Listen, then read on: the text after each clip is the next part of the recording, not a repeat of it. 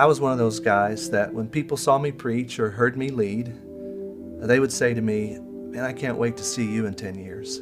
You're really going to be somebody." Well, 10 years has come and gone, and I've not become what I was projected to be. I don't think I realized the damage that ambition can do.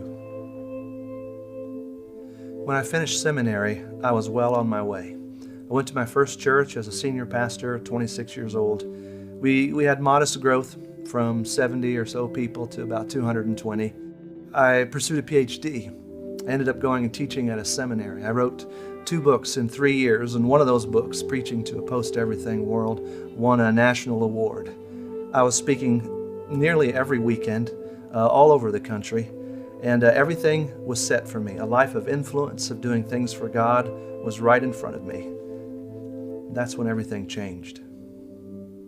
A dear friend of mine, who is a successful pastor, he took his own life. My family and I moved to that church, and I served as an interim pastor for 6 months to try to walk with that congregation as they grieved the loss of their pastor. And I too walked with them to grieve the loss of my dear friend.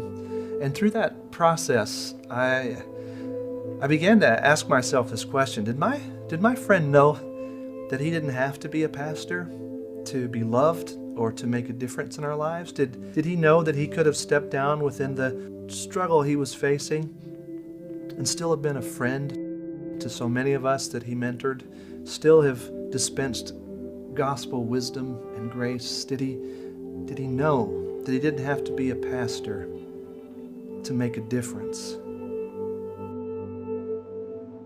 And soon enough, I had to ask that question for myself, because not too long later, my wife of 15 or 16 years, she walked away from Jesus and walked away from me.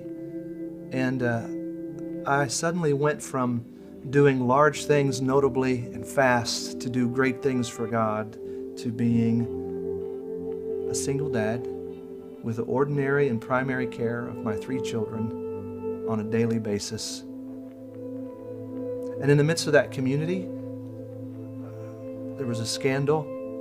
I had been that known person, and now my marriage was broken. What did that say about me as a person, as a minister? And so there I was, taking a long look in the mirror. And I began to think to myself, do I still matter?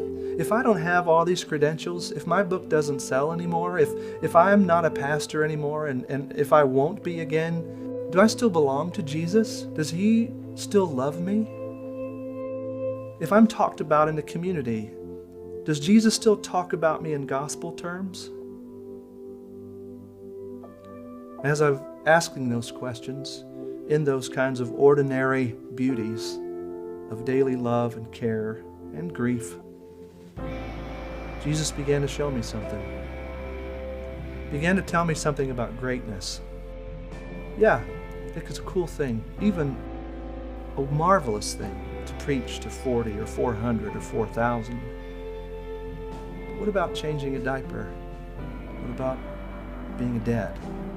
What about feeling my inadequacy and needing grace? Do we still matter when all we're doing is ordinary things? Yeah, we do.